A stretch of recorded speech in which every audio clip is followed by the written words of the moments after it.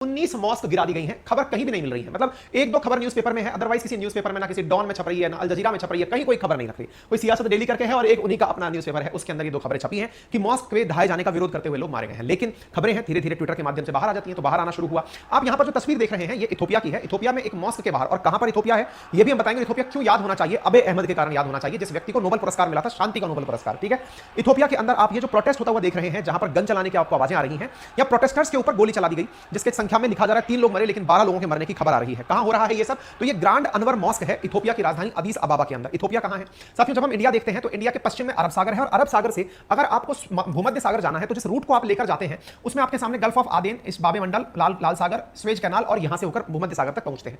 यहां पर अफ्रीका का एक ऐसा कोना निकला हुआ है जिसे देखकर ऐसा लगता है जैसे किसी ने सींग निकाल रखा हो। इस सींग रूपी संरचना को कहा जाता है हॉर्न ऑफ अफ्रीका।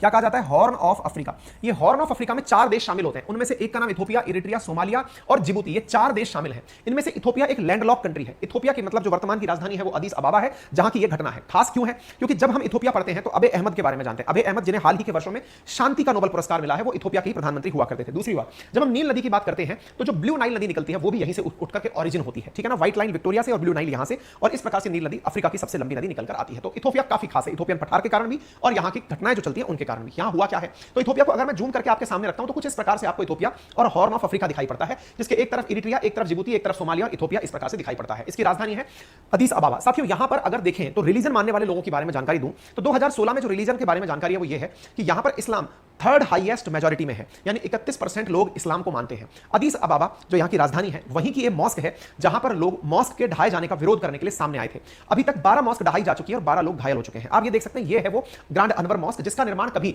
आप देख सकते हैं इटली के लोगों के द्वारा करवाया गया था। इथोपिया के अंदर 1922 की बनी हुई यह मॉस्क है, इसको गिराया जा रहा है। सवाल बना क्यों गिराए जाने की बात हुई है, तो पॉइंट निकल कर आया कि असल में इस मॉस्क को इसलिए गिराया जा रहा है क्योंकि इथोपिया अपने आप में इस क्षेत्र को थोड़ा मॉडर्न कर रहा है। मॉडर्न करने के नाम पर यहां पर बहुत सारी बिल्डिंग्स का निर्माण किया जाएगा। निर्माण की जो प्लानिंग है उसमें यह मॉस्क अड़चन दे रही है, तो इसे तोड़ करके वहां से हटा करके उसको साफ किया जा रहा है।